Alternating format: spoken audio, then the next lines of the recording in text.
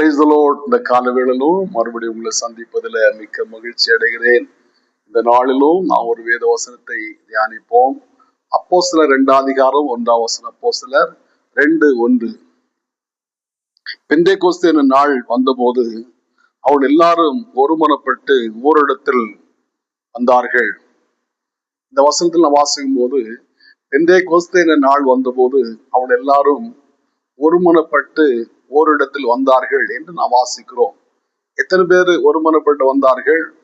1:14-15 ஆகிய வசனங்கள்ல வாசிக்கும் போது இயேசுவின் தாயாகிய மரியாளோடும் இயேசுடைய சீசர்கள் எல்லா ஜனங்களும் சேர்த்து 120 பேர் ஒன்றாக ஒரு மனதோடு மேல் வீட்டறையில ஏறினார்கள். அந்த மேல் வீட்டுல ஒரு மனதோடு அவர்கள் வந்தார்கள்.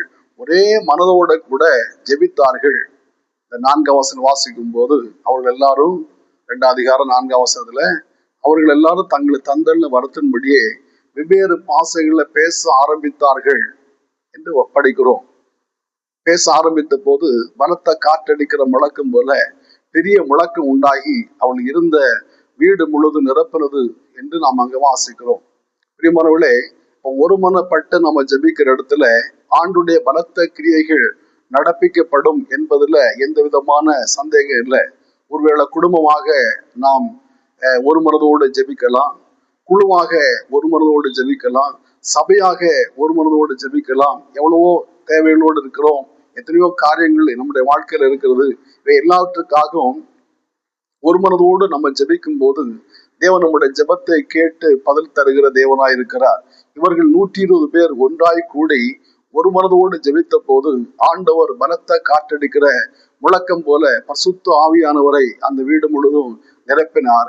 எல்லாரும் பரிசுத்தால் நிரப்பப்பட்டவர்களாக பற்பல பாசைகளை பேசினார்கள் என்று வாசிக்கிறோம். நம்ம கீழே உள்ள வசனங்களை வாசிக்கும் போது ஏறக்குறைய 16, 17, 18 தேசத்தை சேர்ந்த ஜனங்கள் அங்கே இருந்து சொல்கிறார்கள்.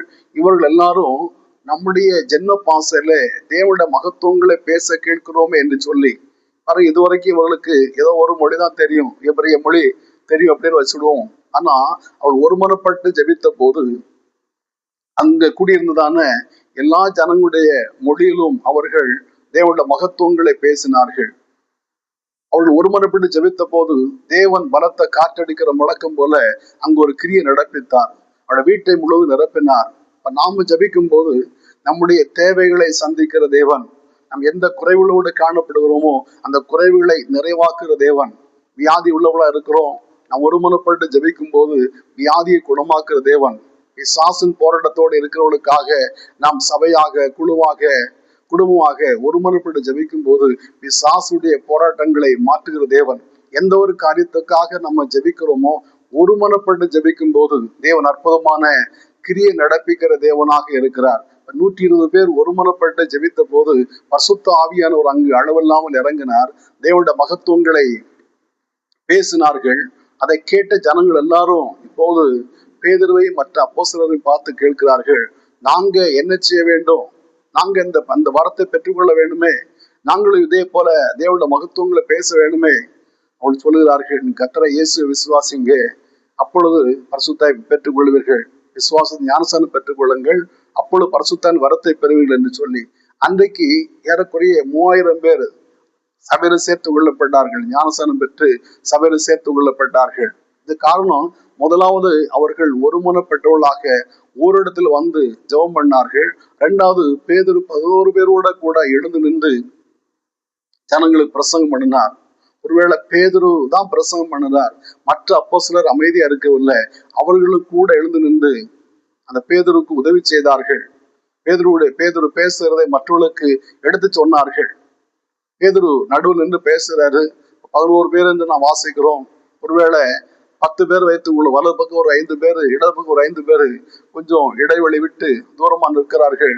பேதுரு பேசுகிற சத்தம் அங்க இருக்கிறதான எல்லா ஜனங்களுக்கும் போய் எட்டாது. இன்றைக்கு இருக்கிறது போல மீடியா வசதியோ இல்ல ஒலிபெருக்கி வசதியோ அந்த நாட்கள்ல இல்லை. பேதுரு பேசுறது அந்த கடைசி வரைக்கும் இருக்கிற ஜனங்களுக்கு கேட்காது. ஆகையினாலே கொஞ்சம் இடைவெளி விட்டு பேதுருடைய வலது பக்கம் ஒரு 5 பேரு, பேதுருடைய இடது பக்கம் ஒரு 5 பேரு பேதுரு சொல்லக்கூடியதான பேசுகிறதான வார்த்தைகளை எடுத்து சொல்லுகிறவர்களா இருந்தார்கள். அந்த வார்த்தைகளை கேட்டவர்கள் எல்லாரும் மனம் திரும்பினார்கள். 3000 பேர் அன்றைக்கு ஞானஸ்நானம் பெற்று சபையில சேர்த்து கொள்ளப்பட்டார்கள் என்று நாம் வேதத்துல வாசிக்கிறோம். பிரியமான தேவனுடைய பிள்ளைகளே, நாம் எந்த இடத்துல ஒருமனப்பட்டு ஜெபிக்கிறோமோ அந்த இடத்துல நம்ம எந்த காரியத்தை ஜெபிக்கிறோமோ அந்த காரியங்களை தேவன் வாக்கிய பண்ணுகிற தேவனாய் காணப்படுகிறார். ஒரு பிரச்சனை நடுவுல ஒருவர் காணப்படுகிறார், அவருக்காக நாம் பரிந்து பேசி ஒரு மனதோடு ஜெபிக்கும் போது தேவன் நம்முடைய ஜெபத்தை கேட்கிற தேவனா இருக்கிறார். ஒரு மன உள்ள இடங்கள்ல தேவன் ஆசீர்வாதத்தை ஜீவனை கொடுப்பார் என்று 133ஆம் சங்கீதத்துல நான் வாசிக்கிறோம். இன்னைக்கு எல்லா இடங்களிலும் ஒரு மனம் தான் குறைவாய் காணப்படுகிறது. ஒரு குடும்பத்தை எடுத்தா குடும்பத்தில் 4 பேர் இருக்கிறார்கள், 4 பேருக்குள்ள ஒரு மனம் இல்லை. ஒரு சபையை எடுத்துக்கொண்டா சபையில எல்லாருக்குள்ள ஒரு மனம் இல்லை. பாகம் பிரிந்து, அதாவது கோஷ்டி பிரிந்து காணப்படுகிறார்கள். இந்த பக்கம் ஒரு கோஷ்டி, அந்த பக்கம் ஒரு கோஷ்டியாக பிரிந்து காணப்படுகிறார்கள். அது இன்றைக்கு மாத்திரம் இல்லை, ஆதி சபையில இருந்ததாக அப்போஸ்தலர் 5ஆம் அதிகாரத்துல வாசிக்கிறோம். கிரேக்கருக்கு எதிராக யூதர்களும் யூதருக்கு எதிராக கிரேக்கர்கள் இருந்ததாக நாம் அங்க படிக்கிறோம். அப்போ அந்த ஒரு மனம் உள்ள இடங்கள்ல தேவ நன்மையை தர முடியாது. ஒரு மனம் இல்லாத இடத்துல தேவ நன்மையை தர முடியாது. எங்கே ஒரு மனம் இருக்கிறதோ அங்க ஆசீர்வாதத்தையும் ஜீவனையும் கொடுப்பார் என்று 133ஆம் சங்கீதத்தில் நாம் வாசிக்கிறோம். பாருங்க, இன்றைக்கு ஒரு மனம் இல்லை. எந்த இடத்துல ஒரு மனம் இல்லை. ஒரு மனத்தை பிசாசு கெடுத்து போட்டான், ஒரு மனத்தை பிசாசு கழித்து போட்டான். ஒன்றாக இருந்தவர்கள், அண்ணன் தம்பியாக ஒன்றாக இருந்தவர்கள் கொஞ்சம் காலப்போக்கில் திருமணம் ஆகி அவள் தனித்தனி குடும்பமாக பிரிந்து போனார்கள். ஒருவர் பார்த்து பேசாத ஒரு சூழலாய் காணப்படுகிறது. ஒரு தாய் பிள்ளைகளா இருந்தாலும் ஒரு மனம் இல்லாதவளாக இன்றைக்கு காணப்படுகிறார்கள். இந்த ஒரு மனதை பிசாசு கெடுத்து போட்டான். சிற்றின்ப மோகத்துல, இந்த உலகத்தின் ஆசை பாசங்கள்ல இன்றைக்கு சகோதர பாசம் எல்லாம் மாறி போனது. அந்த அனுபவத்தை நாம் மறுபடியும் பெற்றுக்கொள்ள வேண்டும். ஒரு மனதோடு எந்த ஒரு காரியத்தை நம்ம ஜெபிக்கிற போது தேவன் ஜெபத்தை கேட்கிற தேவனா இருக்கிறார். பாருங்க, அப்போஸ்தலர் 12ஆம் அதிகாரம் நமக்கு தெரிந்த பகுதியா இருந்தா கூட பேதுருவை விடுதலையாக்கக்கூடியதான, அதாவது யாக்கோபை ஏரோது பட்டயத்தினால கொலை செய்தான். யாக்கோபை கொலை செய்த யூதருக்கு பிரியமா இருந்தபடினாலே பேதுருவையும் பிடிக்க தொடர்ந்தார்கள். பேதுருவை பிடித்து சிறைச்சாலே காவல் காக்க வைத்தார்கள். பண்டிகை நாட்கள் முடிந்த பிற்பாடு பேதுருவை கொலை செய்யலாம் என்று பேதுருவை வெளியே கொண்டு வர குறிக்கப்பட்ட நாளுக்கு முந்தின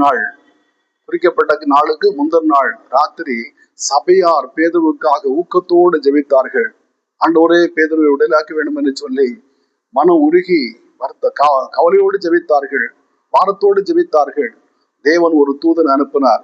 இந்த ஜனங்க ஒரே கூப்பாடு போடுறாங்க, ஒரு மனமா கத்துறாங்க, நீ போய் அந்த பேதுருவை விடுதலையாக்கி அவங்க இருக்கிற வீட்டுல, மார்க்கோட வீட்டுல ஜெபிக்கிறாங்க, இந்த பேதுருவை மார்க் வீட்டுல கொண்டு விட்டுரு அப்படின்னு சொல்லி ஒரு தூதன் அனுப்பினார்.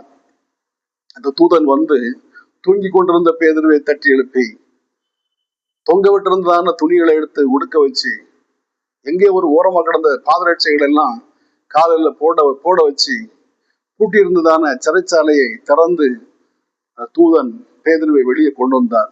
இதுக்கு அடிப்படை சபையோட ஊக்கமான வேண்டுதல், ஒரு மனதோடு ஜெபித்ததான ஜெபம். இப்படிப்பட்டதான ஜெபம் இன்னைக்கு நம்முடைய சபைகள்ல, நம்முடைய வீடுகள்ல, நம்முடைய வாழ்க்கையில இருக்குமானா ஆண்டவர் மகா பெரிய காரியங்களை செய்ய வல்லவர். அன்றைக்கு ஒரு மனதோடு சபையார் ஜெபித்தார்கள். சிறைச்சாலையை ஆண்டவர் திறந்தார். வகுப்புக்கு 4 போர் சேவல் வீதமாக 4 அடுக்கு பாதுகாப்பு பேதுருவு காணப்பட்டது. எல்லா பாதுகாப்பு அந்த கவசத்தை உடைத்து ஆண்டவர் பேதுருவை வெளியே கொண்டு வந்தார். அவள் முதலாம் காவலே 2ஆம் காவலே கடந்து இரும்பு கதவண்ட வந்தபோது தானாய் திறந்தது.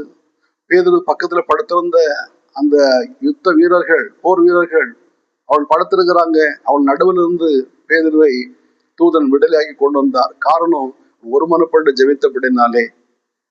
ஆகிற அந்த வார்த்தையை கேட்கிற உங்க வாழ்க்கையில கூட நீங்க எத்தனையோ பிரச்சனையை சந்தித்து கொண்டிருக்கிறீங்க, எத்தனையோ தோல்விகள் நடுவில் காணப்படுறீங்க. குழுவாக ஒரு மனப்பட்டு ஜெபிங்க. வாழ்க்கையில மகா பெரிய மேன்மையான காரியத்தை செய்ய ஆண்டவர் வல்லவரா இருக்கிறார். நான் ஜெபிப்போமா? நல்ல பிதாவே, நன்றியோடு துதிக்கிறோம், வாழ்த்துறோம். பிதாவே, நன்றியோடு துதிக்கிறோம். ஆண்டவரே, அன்றைக்கு 120 சீசர்கள் ஒரு மனப்பட்டு ஜெபித்த போது பரிசுத்த ஆவியானவர் அளவில்லாமல் இறங்கினாரப்பா.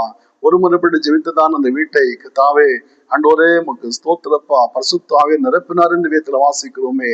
நாங்களுக்கு தேவையோடு இருந்து ஜெபிக்கிற வீட்டை, ஜெபிக்கிறவனுடைய வாழ்க்கையை, ஜெபிக்கிறவனுடைய சிந்தையை, ஆண்டவரை ஜெபிக்கிறவனுடைய உள்ளத்தை நீங்க ஆண்டவரே நிரப்புவீரே. நன்றியோடு துதிக்கிறப்பா. ஏசப்பா, அந்த ஜெபிக்கிற ஒரு மனதோடு ஜெபிக்கிற அந்த அனுபவத்தை எங்களை எல்லாரும் தந்து விடுங்கப்பா.